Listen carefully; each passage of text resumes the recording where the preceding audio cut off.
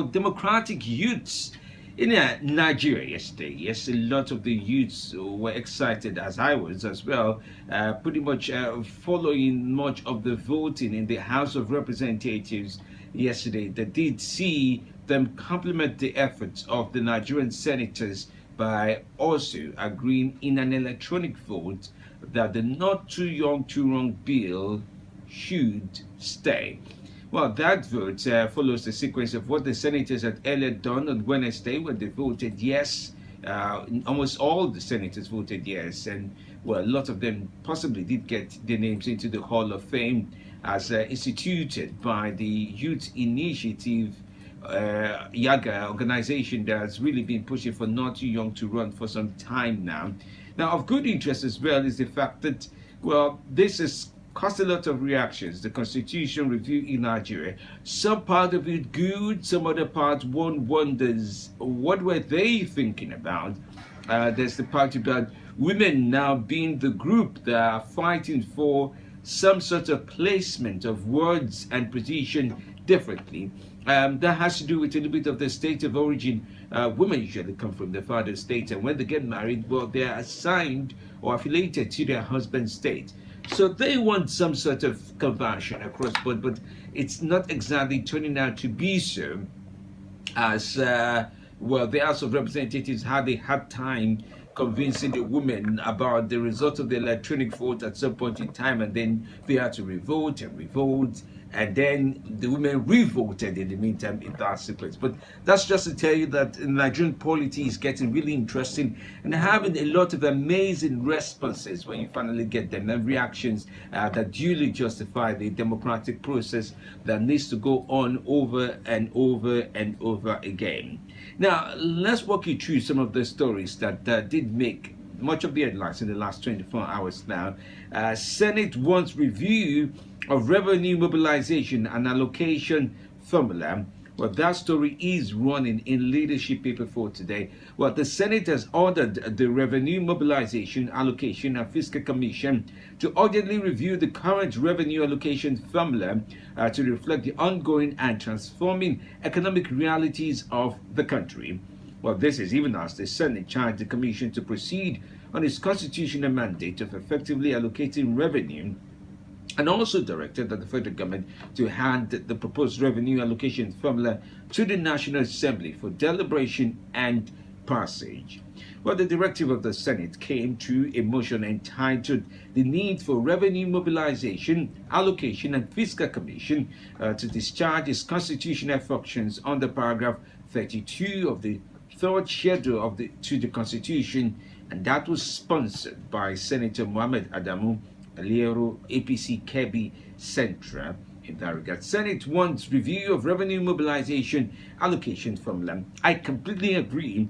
You know, the revenue mobilization and allocation team or organization is pretty much in charge of how public office holders are paid in the country, especially the elected ones. And there's a formula for it. And if you look at the breakdown of the allowances, I remember about 2 years ago when we were looking through the breakdown of who gets what and what gets what. One of the most fastest move that President Muhammadu Buhari, alongside with his vice, made was to cut their own salary in voluntary terms. It doesn't mean that officially those figures are not there. But it is said that the Nigerian lawmakers are the most highly paid in the world. They're the most highly paid in the world. And it comes from the allocation, and that comes with them from furniture allowance, hospital allowance, drivers, and the likes of it. It's a similar situation with the governors, the state house of reps, and then they get all kinds of money that comes their way. So to a large extent, it's hard to tell.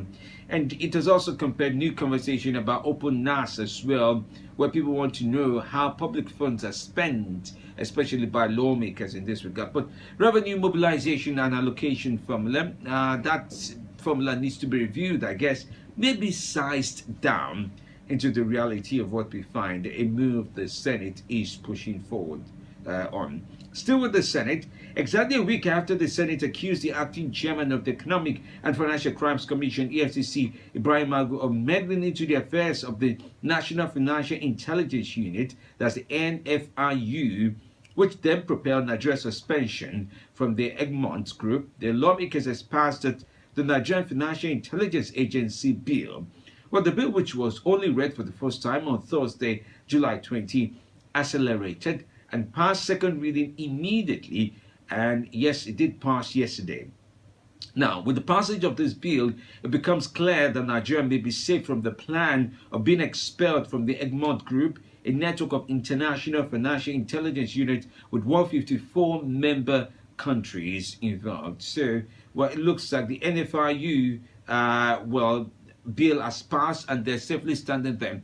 Now, one key thing not to miss out on is the question about if the NFRU, which supposedly provides intelligence to the AFCC, now that they have their own legal standing all the way through, will they also be able to go after crimes and almost have a duplicate function of what the EFCC is presently doing in terms of financial crimes? It brings forward to how do you draw the clear line between the likes of the ICPC, the EFCC, and now the NFRU, if one were to put them all in the same league, one way or the other.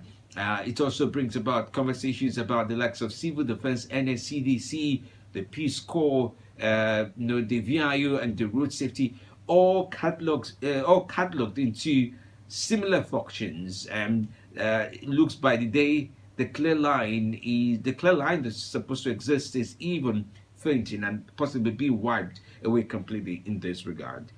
Well, here's another story that will get your attention. Flashpoint, I support state police, but okay, here's the story now. In the view of the myriad of security problems bedeviling the country, the clamor for state police has grown louder. All sections of the police are battling with one or more security challenges.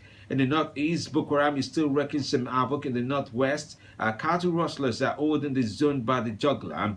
In the north central, the killing by headsmen is the order for the day. Well, this is coming now that I support state police is following much of the conversation that was held last week by the Nigerian Governors Forum through a committee they set up to look at the modalities to actualize it.